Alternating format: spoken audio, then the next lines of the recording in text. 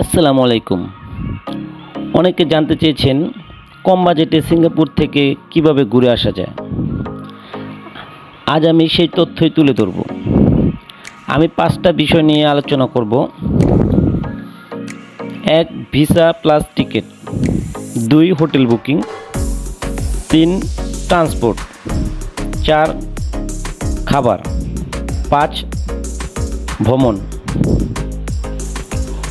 প্রথমে ১ নম্বরের ভিসা ও টিকিট খরচের কথা বলবো। ভিসা, আপনার সিঙ্গাপুরের ভিসা ৫,০০০ টাকা কোনো ট্রাভেলসে গিয়ে তুলতে হবে। তারপরে রয়েছে টিকিট। টিকিট আপনি ৩৫ থেকে ৪০,০০০ টাকা ধরে রাখবেন। এটা আপনি ইউএস বাংলা হতে পারে, বা ইন্ডিগো বিমান হতে পারে, বা আমাদের বাংলাদেশ এয়ারলাইন্স হতে পারে। এই বাজেটের মধ্যে আপনার ভিসা ও টিকিট হয়ে যাবে। ২. Hotel booking. আপনি অনলাইন থেকে হোটেল বুকিং করলেই ভালো হবে, তাহলে আপনার খরচটা একটু কম পড়বে।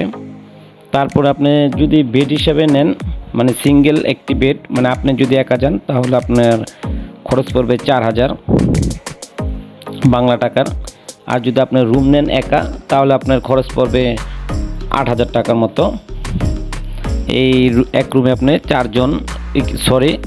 মানে ২জন বা ৩জন থাকতে পারবেন। আর যদি আপনি রুম অনলাইনে না নিয়ে সরাসরি নেন, তাও চলবে। তারপরে ৩. ট্রান্সপোর্ট। আপনি সিঙ্গাপুরে কিভাবে ঘুরবেন।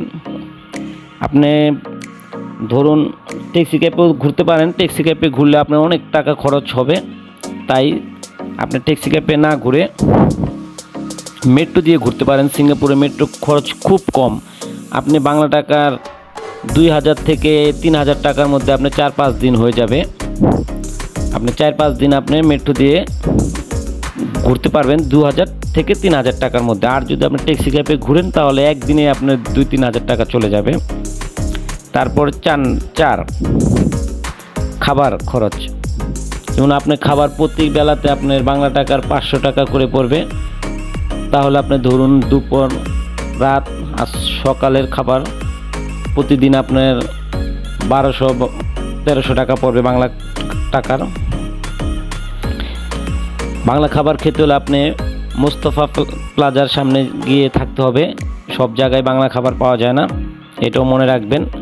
আপনি যদি সিঙ্গাপুরে যান, বেশিরভাগ লিটল ইন্ডিয়াতেই থাকা ভালো। সেখানে বাঙালি লোক পাবেন, ইন্ডিয়ান লোক পাবেন, মনে রাখবেন। আর ভ্রমণ করবেন কোথায় কোথায় গিয়ে, সেটাই তুলে ধরবো। যেমন ধরেন, আপনি প্রথমে সিঙ্গাপুর থেকে নামার পরেই বিমান, যখন আপনি ইমিগ্রেশন পার হবেন, তখন বের হবেন না। তখন বলবেন যে জুয়েল কোথায়। জুয়েল একটি সৌন্দর্য স্থান, সেখানে আপনি বিনা খরচেই সে জায়গাটা ভ্রমণ করে আসতে পারবেন, অনেক সুন্দর। তারপরে আপনি এসে পড়বেন এই যে এখানে, এই মেরিনা বে অনেক সুন্দর। মেরিনা বের পাশেই রয়েছে আপনার মার্লেন পার্ক, সেটাও অনেক সুন্দর। তারপরে আপনি সেখান থেকে ঘুরে এসে মেট্রো দিয়ে আসবেন। তারপরে যাবেন সান্তোসা। এই যে আমি যাচ্ছি সান্তোসা আইল্যান্ড, এটাও অনেক সুন্দর জায়গা। সেই জায়গাও টিকিট লাগে না। আমি যেটি আপনাদের ঘুরে দেখাচ্ছি, মানে কম খরচে কিভাবে ঘুরবেন সেটাই তুলে ধরছি। এই যেটা সান্তোসা আইল্যান্ড, এখানে অনেক সুন্দর সুন্দর পার্ক রয়েছে, মিউজিয়াম রয়েছে। এই যে এটা ইনভার্সিয়ার, ভিতরে ঢুকলে আপনার কিছুটা টিকিট লাগবে, খরচ। আর এমনি বাহির থেকেও দেখুন, বেশিরভাগ মানুষ বাহির থেকেই ঘুরে। দেখুন কি সুন্দর স্থানটা, সেন্টোসা আইল্যান্ড। এটার পাশে রয়েছে সেন্টোসা বিচ, এটা অনেক সুন্দর। আমি আপনাদেরকে নিয়ে যাব, আস্তে আস্তে ঘুরে ঘুরে দেখুন।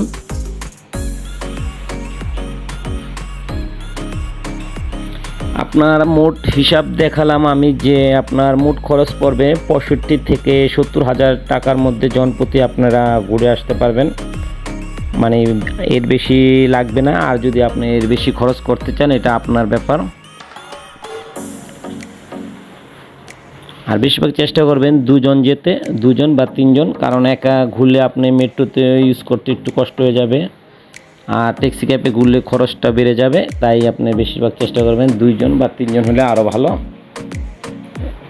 আমি সাগরের পাড়ে যাচ্ছি, দেখাবো যে সাগরের পাড়টা আমাদের বাংলাদেশের থেকে সুন্দর নাকি, এটাই তুলে ধরবো।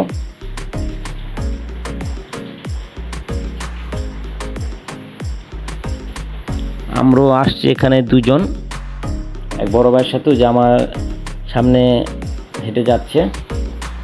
আমরা এখন সান্তোসা বিচে যাব, দেখাবো যে বিচের পরিবেশটা। এই যে সান্তোসা,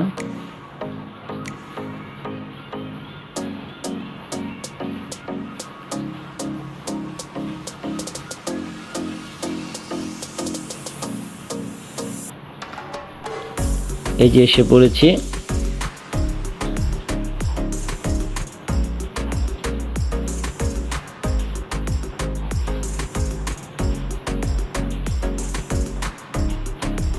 দেখুন পরিবেশটা, সিঙ্গাপুরের পরিবেশটা কিন্তু বাংলাদেশের মতোই। দেখুন অনেক গাছগাছালি রয়েছে, ওদের পরিবেশটাও খুব সুন্দর,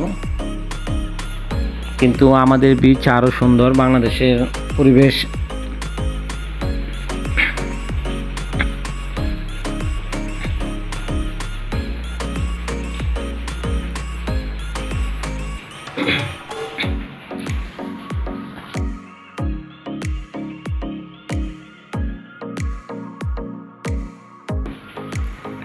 মেট্রো থেকে আমি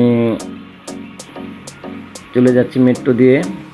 এই সান্তোসা বিচের পাশে মেট্রো, এটা বিনামূল্যে, এটা টিকিট লাগে না।